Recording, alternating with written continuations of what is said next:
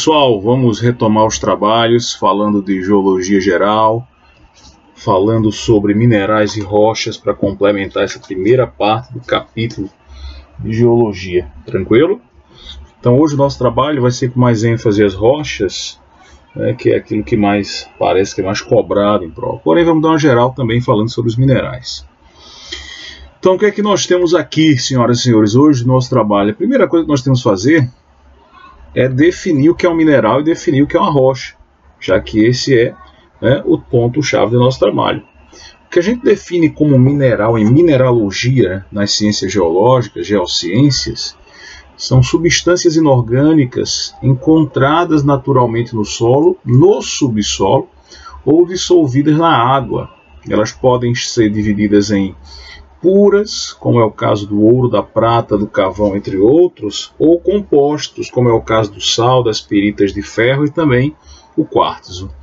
Então, quando nós falamos em mineral, nós falamos de uma substância inorgânica que é encontrada naturalmente na natureza. Tranquilo? Lá na frente a gente vai falar sobre as rochas e a gente vai ver que a rocha é, na verdade, um agregado de mineral, ou de minerais. Lembrando que a gente vai usar a expressão rochas, porém a expressão popular pedra é aceita, né? Então a gente usa o termo de rochas na geologia e na geomorfologia, porém você pode usar no teu dia a dia o termo pedra tranquilamente. Beleza? Quando a gente fala de minerais, a gente precisa identificar nos minerais algumas características. A gente vai ser bem breve nessa temática para entrar em minerais e rochas, tá? Então, quando a gente fala de minerais, a gente precisa identificar nos minerais alguns aspectos, algumas características, como a clivagem, como a cor, como a dureza, que é frequentemente explorada em prova. Clivagem, nem tanto, porém eu cito aqui. Quando a gente fala de clivagem, a gente fala da forma como os minerais se quebram, seguindo planos que estão relacionados à sua estrutura atômica interna. Então, a forma como esses minerais se quebram, paralelo às possíveis faces do cristal que ele vai formar, é o que nós chamamos de uma clivagem. Você tem, por exemplo, na imagem aqui, uma clivagem que nós chamamos de monoclinal, ou no único plano, da moscovita. Então a gente vai ver que eu tenho um mineral chamado mica, que tem um plano de clivagem muito parecido. O feldspato, que está presente nos granitos, já tem um padrão de clivagem dos planos. A halita, o sal de cozinha, em 3 planos. Clivagem da calcita, também em 3 planos. Então, essa é uma propriedade que a gente encontra nos minerais. Tio, eu preciso decorar isso? Não, filho. Você precisa saber que a clivagem é uma das características. Tranquilo? Quando a gente fala de características dos minerais, a gente vai ver minerais lindíssimos, como é a mica, conhecida do nosso dia a dia, que ela tem um plano de clivagem monoclinal. A mica ela parece que vai descamando, que são camadas sobrepostas. Então, com a unha ou com o canivete você consegue facilmente fraturar o mineral. Beleza? Quando a gente fala sobre a dureza, a gente fala de uma propriedade que aí sim é frequentemente associada em questões de vestibulares e também frequentemente associadas em questões de vestibulares que tratam sobre erosão, que tratam sobre relevo e geologia. Então a dureza é uma característica dos minerais onde a gente consegue dizer se aquele mineral é mais ou menos resistente a um processo intempério ou a um processo de tectonismo. A escala de dureza que a gente usa de referência hoje é a escala criada pelo alemão Friedrich Mohs. Então é ele quem vai criar uma referência para a gente. A escala de Mohs ela varia de 1 a 10. Então, próximo de 1 ou 1 você tem os minerais de menor dureza, aqueles que podem ser riscados por sua unha, por exemplo. Tá? E você tem aqueles minerais mais duros, como é o caso do diamante, que só são riscados por outros diamantes. Então a gente vai ver no esqueminha a seguir aqui da escala de Mohs, que a gente tem uma escala de referência que vai de 1 a 10, onde o mais frágil, número 1, é o talco, e o 10 é o mais resistente, que é o diamante. Então aqui até 5, a gente coloca uma sequência, por exemplo, a unha, o que é que a unha vai conseguir riscar? Tá? O gesso vai conseguir riscar o talco, vai conseguir riscar a calcita. A moeda, o que é que a moeda de cobre vai conseguir riscar? Vai conseguir riscar a fluorita, a apatita, assim como o canivete, e o vidro vão riscar todos os demais. Beleza? Então, na escala aqui de 1 a 5, a gente tem o talco, o gesso, a calcita, a fluorita, a apatita. Tá? De 6 a 10, a gente tem aqueles minerais que vão riscar o vidro, né? Então, você vai nas vidraçarias por aí, eles usam geralmente o córdon, usam topázio, até mesmo quartzo, né? Para poder um cristal de quartzo para poder cortar o vidro.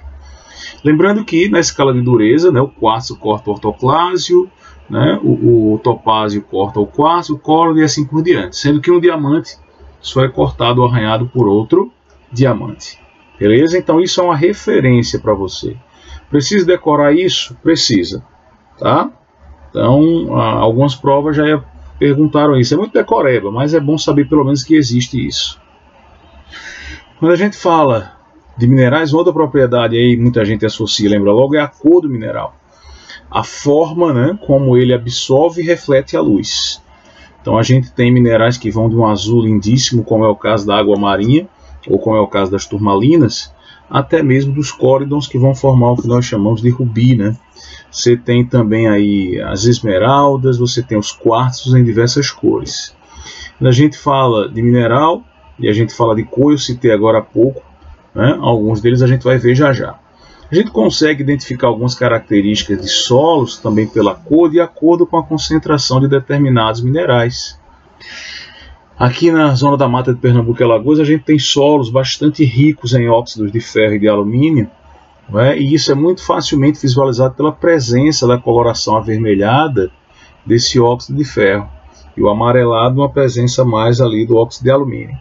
Então você tem aqui nesse esqueminha várias cores, o manganês com a sua cor, né, rosada, daí rodocrosita, o carbonato de manganês, ou quando você estuda fontes de energia, estuda energia em química, e você fala, né, do yellow cake na produção de energia termonuclear, tá, o urânio enriquecido, tá aqui, né, a coloração amarelas e peíta, beleza? Então, aqui a gente vai ver uma imagem de um mineral extremamente raro encontrado no Brasil, principalmente no estado do Rio Grande do Norte, é o maior produtor, e também em algumas minas na Nigéria, que é a chamada turmalina paraíba. Então aqui você tem uma turmalina incrustada, não é, sobre uma calcita, e você tem aqui um anel já lapidado da turmalina paraíba, lindíssimo, incrustado de diamantes. 1 milhão, 1 milhão e 200 mil reais você desembolsa para ter um anelzinho desse, já que é um mineral extremamente raro.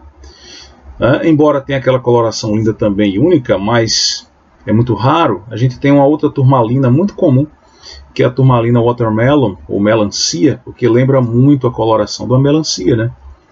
Então isso aqui é um processo natural, formação da turmalina. Beleza? Você encontra a turmalina em várias tonalidades, desde o marrom até mesmo a turmalinas transparentes, sendo que a mais rara é a turmalina paraíba.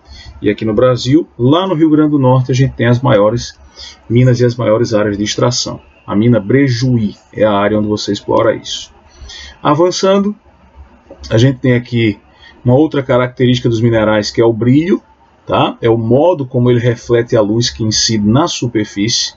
Lembrando que a cor é a forma como ele absorve, como ele reflete a luz, né, que incide sobre aquele mineral, passa por ele. E aí você tem aqueles minerais que são de brilhos metálicos e aqueles que são de brilho não metálico. Então, o mineral de brilho metálico, por exemplo, o ouro, né? Porém, nem tudo que reluz é ouro. A gente vai ver lá adiante a pirita. Eu tenho aqui a prata, né, também em brilho metálico. E a gente tem a wolframita de brilho submetálico. De brilho não metálico, né, são aqueles minerais de coloração mais claras ou translúdicos. A gente tem mineral vítreo. A gente vai ver aí a obsidiana, né? É um desses. Então a gente tem aqui vítreo, semelhante ao vidro, sedoso, resinoso, embaçado, enfim. Então é outra característica interessante dos minerais. Aqui a gente vai ver, né, um brilho metálico da pirita, a wolframita submetálica e a dolomita. A dolomita é um calcário, né, metamorfizado. Então você tem muita concentração desse mineral. Então você tem aí a dolomita. Beleza? A gente encontra muito relevos dolomíticos, áreas de calcário que na verdade são enriquecidas pela dolomita. E aqui a gente tem a pirita, o famoso ouro de tolo com seu brilho metálico. Então, lindíssimo, mas não tem muito valor comercial não. A pirita é muito utilizada para a extração do enxofre, ou como rocha ou como mineral ornamental. A gente fala rocha ornamental, mas na realidade ela é um mineral somente. Tranquilo? Bom, avançando, a gente tem aqui a hematita, muito encontrada, presente no minério de ferro, né? Então você tem hematita bruta no seu estado vítreo, e você tem uma hematita aqui, ó, que foi polida, que foi lapidada, né? Aí a gente chama de especularita, utilizado na produção de adornos como enfeites escolares, anéis, enfim. E aqui a gente tem mais aqui duas características importantes dos minerais, que é a questão do iso e do polimorfismo. Então, quando a gente diz que o mineral apresenta isomorfismo, é porque aquele mineral ele tem composições químicas diferentes, mas apresentam a mesma estrutura cristalina. É o caso da halita e da silvita. Né? A halita é o sal de cozinha. Então, a estrutura cristalina desses dois minerais é o mesmo, porém apresentam composições químicas diferentes. Quando a gente fala de polimorfismo, é o inverso. Você tem uma substância química igual, mas diferentes processos atômicos que resultam em uma mineração distinta, uma mineralização ou cristalização. É o caso do diamante e da grafita. Ok? Então, isso aqui são apenas algumas introduções para a gente situar em relação ao tema rochas, sobretudo. Então, quando a gente fala de rochas, crianças, aí sim as questões de prova são muito exploradas em cima disso aqui. A gente vai falar dos principais tipos de rochas, suas características, e ver como elas interferem, como a gente pode identificá-las também na paisagem. Elas interferem na formação da paisagem, como a gente pode identificá-las. Então, quando a gente define rocha como o quê? Como um agregado de minerais. Você tem algumas rochas, como é o caso do quartzito, que apresenta 98% até de quartzo, né, em sua composição. Mas não é uma rocha formada por um único mineral, como muita gente diz. Então a rocha é um agregado de minerais. E aqui a gente tem uma figura importantíssima, tá, uma ilustraçãozinha que mostra o chamado ciclo das rochas, onde a gente vai ver a formação das chamadas rochas primárias, que são chamadas também de rochas magmáticas, e a gente vai ver os processos de diagênese que resultam na formação, né, de rochas sedimentares, ou a gente vai ver também aí a presença de metamorfismo, diferentes tipos de rochas metamórficas. Então, nesse esqueminha, o que é que a gente vê? Esqueminha que já apareceu em questões de provas, né, quem já fez vestibular seriado, por exemplo, já deve ter encontrado essa questão lá atrás. Então, a fonte de fornecimento do material que vai produzir as rochas no planeta, que, lembrem-se, por sua vez, constituem a crosta oceânica e continental, né, é o magma. Então, quando a gente fala do magma, a gente fala daquele material pastoso, fluido, incandescente, que na realidade é mineral e rocha em estado de fusão.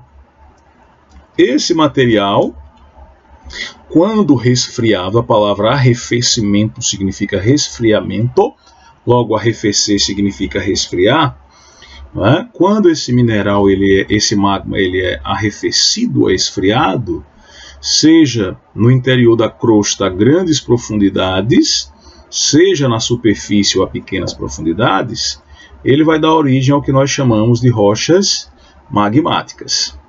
Então essas rochas magmáticas são chamadas de rochas primárias, né? Por quê? Porque são as primeiras rochas que se formam a partir do resfriamento e da solidificação do magma, daí magmática. Beleza? A gente vai ver que ela pode ser intrusiva quando ela se forma a grandes profundidades ou a médias profundidades na crosta, e ela pode ser extrusiva quando ela se forma na superfície ou próxima à superfície. Então, essas rochas aqui que vão formar a crosta, sobretudo a crosta primitiva, né, já que o granito é uma rocha bem antiga, quando esse material ele é levantado, é soerguido pelo tectonismo, e ele fica exposto ao processo de erosão ou de intemperismo, que a gente chama de meteorização ou intemperismo, e da erosão, essa rocha ela é fragmentada, essa rocha ela é desgastada, não é? E uma vez que ela seja fragmentada, que ela seja desgastada, desagregada, ela pode ser transportada pela ação da água do mar, pela ação da água dos rios, da chuva, do vento, do derretimento do gelo, etc. Então, quando esse material é transportado, depositado, tá? Esses sedimentos da rocha pré-existente passam por um processo que a gente chama de diagênese, que é o processo no qual onde a rocha é depositada, é agrupada, cimentada, né, e ela se litifica o mineral. Então a gente forma aqui uma nova rocha, que é a rocha sedimentar. Beleza? Então as rochas sedimentares são provenientes geralmente de rochas pré-existentes ou da mineralização de matéria orgânica, como a gente vai ver mais adiante. Então, uma vez que essa rocha sedimentar ou que essa rocha magmática ela seja submetida ao aumento de pressão e temperatura por razões intra ou extra, né, da crosta, esse material sofre o que nós chamamos de um metamorfismo. Então, uma vez que essa rocha passa por um processo de aquecimento, né, pelo aumento da pressão excessivo, ela dá origem a uma nova rocha, que a gente chama de rocha metamórfica. Aquelas rochas metamórficas que se formam, né, a partir de rochas magmáticas, nós vamos chamá-los de rochas ortometamórficas. Aquelas rochas metamórficas que se formam a partir de sedimentares, nós chamamos de parametamórficas. Então, o granito que dá origem, por exemplo, ao gneiss, ou você vai ter a argila que vai dar origem aqui, né, a uma rocha que é utilizada muito na construção civil, minha gente. Você lembra o nome dela? Ardósia. Beleza? Então, eu tenho aqui uma rocha metamórfica, uma nova rocha. Uma vez que esse material, né, seja uma rocha metamórfica, seja uma rocha magmática ou sedimentar, seja empurrada, mergulhada de novo no manto, ela vai derreter, vai fundir, vira novamente, os transforma em magma, até chegar até a superfície de novo e dar origem a uma nova rocha-mãe. Ok? Então, quando a gente fala de rochas, nós temos pelo menos 3 grandes tipos de rocha. Nós temos as chamadas rochas magmáticas ou ígneas, nós temos as chamadas rochas sedimentares e as rochas metamórficas. Tranquilo? O que é que eu chamo de uma rocha magmática? É aquela proveniente do resfriamento magma. Ígneo, porque lembra fogo, né? Fogo incandescente, o magma. Então, nesse caso, eu tenho que ter uma rocha que é formada pelo resfriamento e pela solidificação desse magma. Seja a grandes profundidades da crosta, o que nós vamos chamar de rocha intrusiva plutônica, ou rochas extrusivas ou vulcânicas. Algumas questões, alguns livros podem chamar infusiva, né, substituindo esse TR pelo F, ou efusiva, substituindo esse XTR pelo F. Tranquilo? Então, intrusiva ou plutônica, uma referência a Plutão, guardião do inferno, na mitologia romana, e extrusiva ou vulcânica, quando ela é formada por vulcanismo, como o nome sugere. Então, quais são as características dessas rochas? Elas estão associadas ao resfriamento do magma. Lembra, o magma está presente lá no manto, está presente aqui na camada de baixa densidade, a zona de baixa densidade, chamada de astenosfera. Quando esse magma acende ou quando ele resfria próximo a pequenas profundidades ou grandes na crosta, dá origem a essas rochas. Aqui a gente tem algumas rochas intrusivas plutônicas, como o granito, essa mais clarinha, e o gabbro. São rochas que geralmente apresentam uma textura muito grosseira.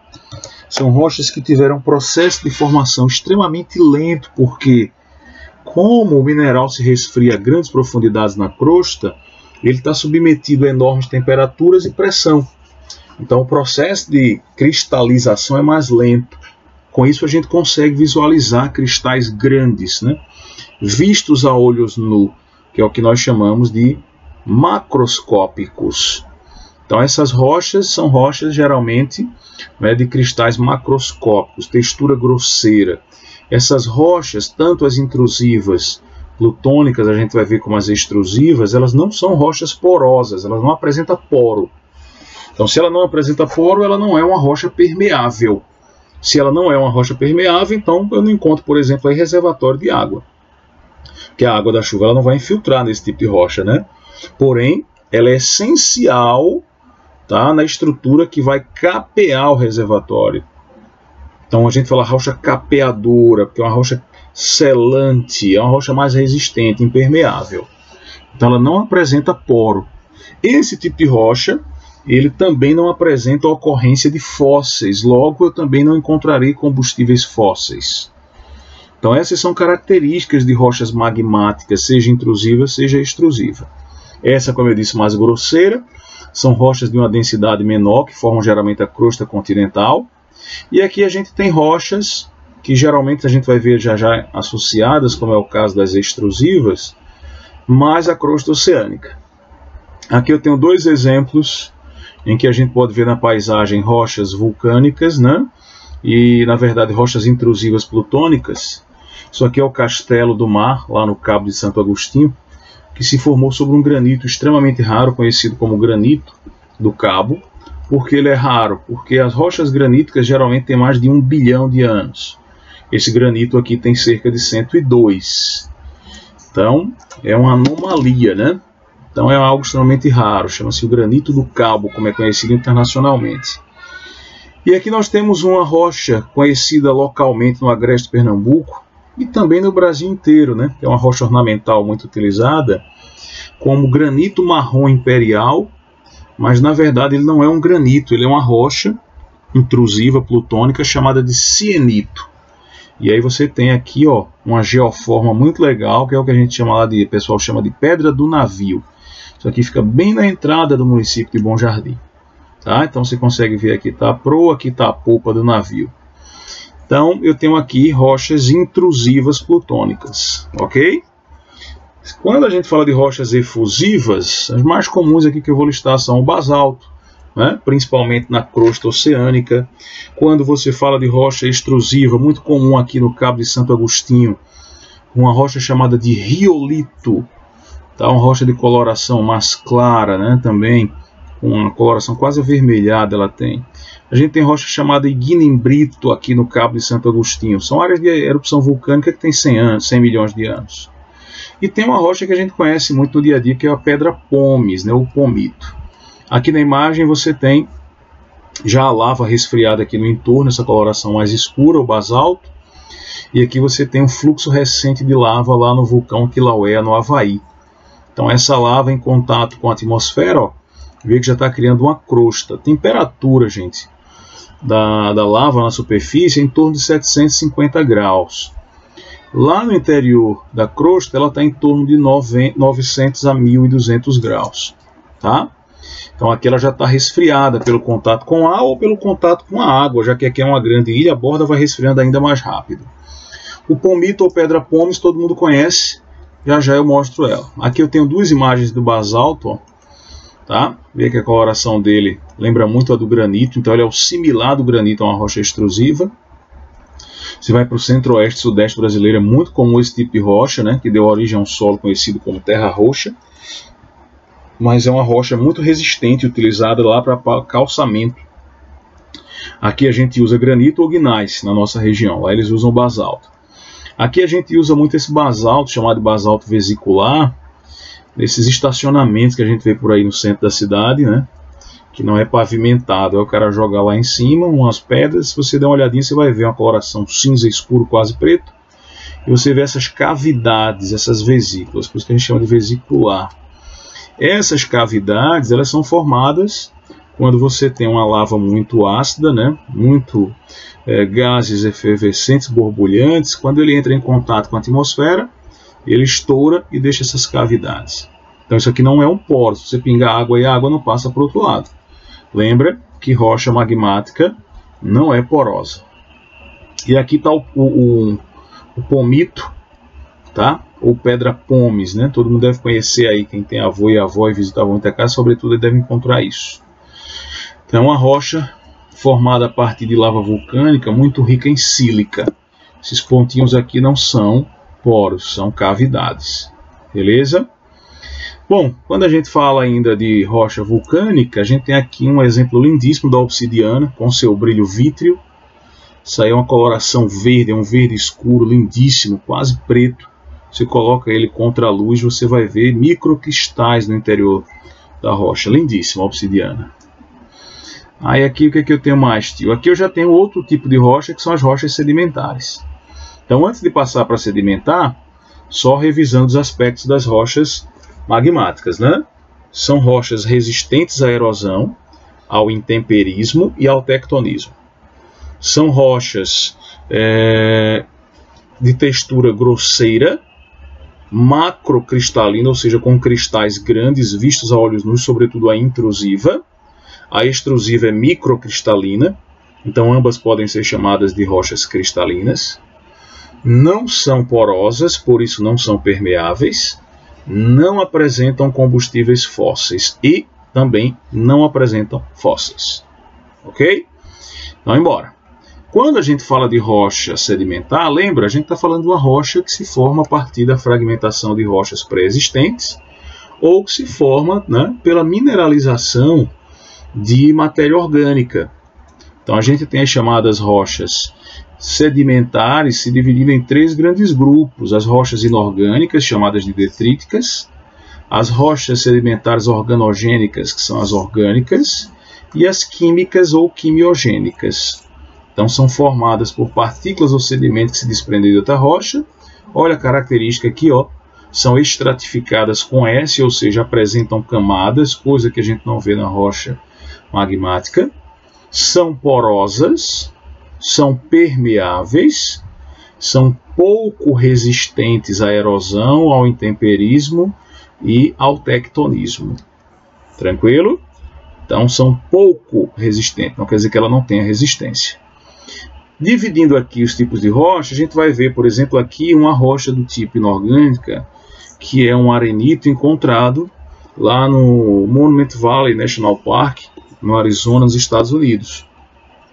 Então aí a gente tem a presença do que se chama de buttes, ou de mesas, foram formadas pela associação de processos erosivos eólicos e um período pretérito, quando havia mais chuva, pela ação do intemperismo químico, mas sobretudo pela ação da erosão eólica, tá?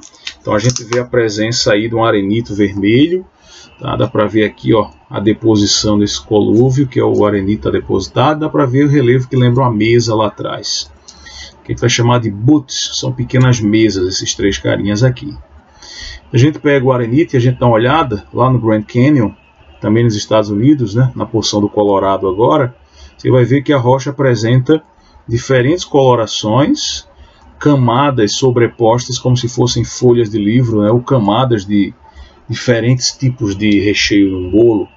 Então aqui a gente tem uma rocha sedimentar que exerce uma característica muito peculiar, que é essa estratificação.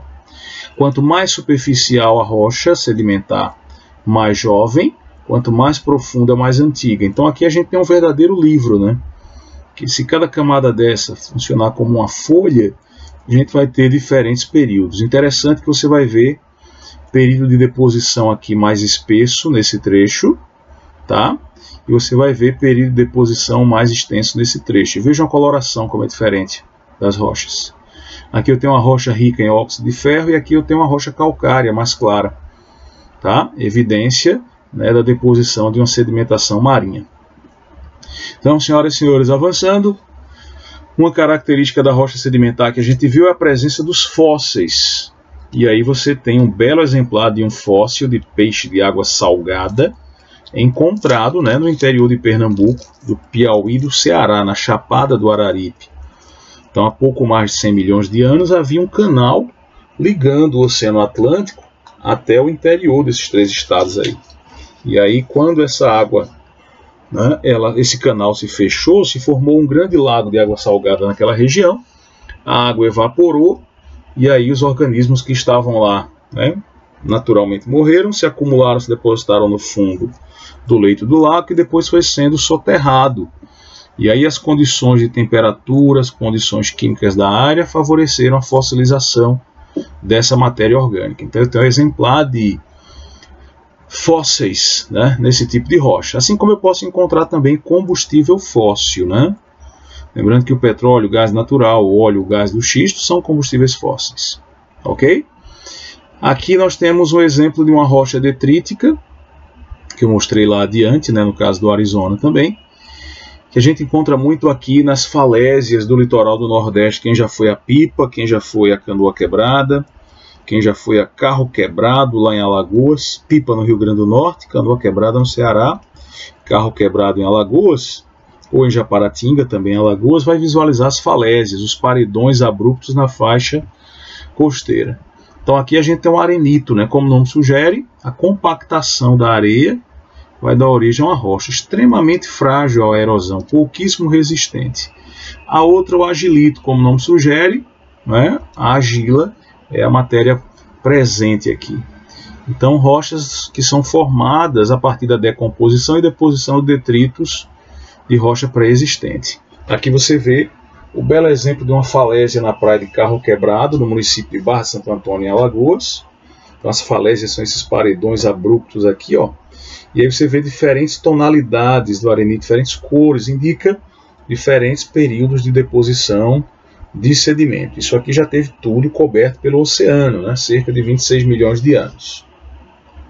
Avançando, a gente tem aqui um exemplo de uma rocha sedimentar detrítica muito legal, que é um conglomerado. É o que? Um arenito, onde esse arenito está cheio de seixos, ou cheixo, né, como também se chama.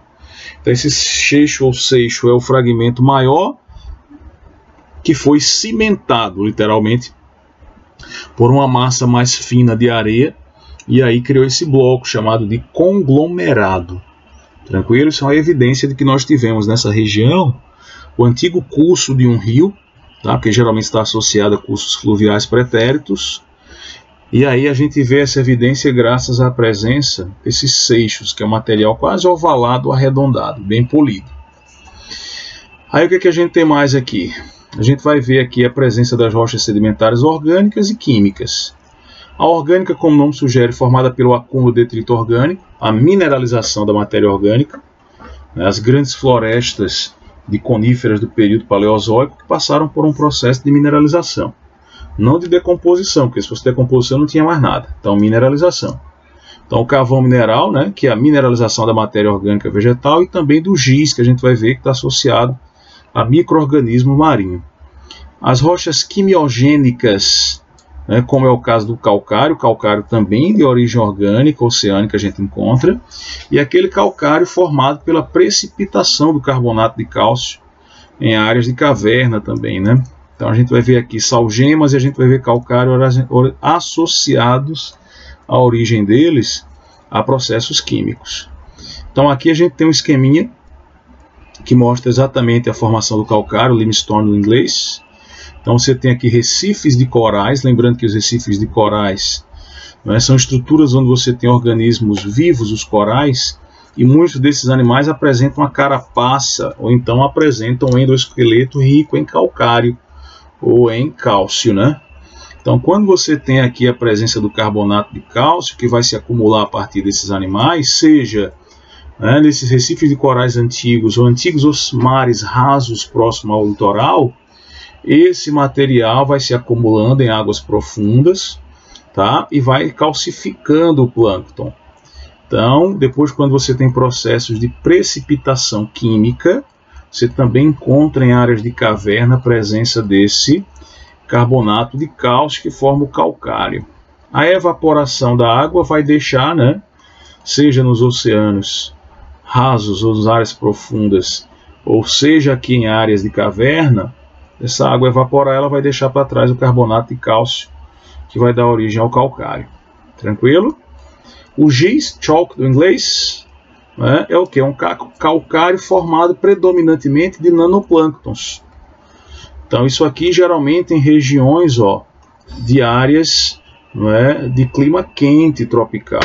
Tio, mas por que quando eu vou para a Inglaterra, né, lá no sul da Inglaterra, eu encontro uma formação lindíssima, como essa aqui, que são os penhascos brancos de Dover, o Dover White Cliffs.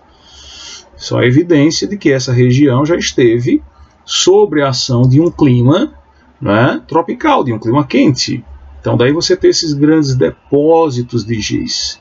Então o giz é formado, lembrem-se, basicamente quando você tem um calcário que se forma com a grande concentração de nanoplâncton. Então esse giz depositado lá atrás, quando no período Cretácico, entre 80 e 85 milhões de anos, quase 90 milhões de anos, né? Lembrando o Cretácico é o último período da era Mesozoica, então naquela época você tinha ali o início da separação ainda da Pangeia, então o clima do planeta era diferente. Então por volta de 85 a 90 milhões de anos é quando você tem a formação desses giz que formam os lindos penhascos brancos de Dover, okay? Na Inglaterra e também na Ilha White. O giz que você vê aí nessa região, né, forma um aquífero permeável.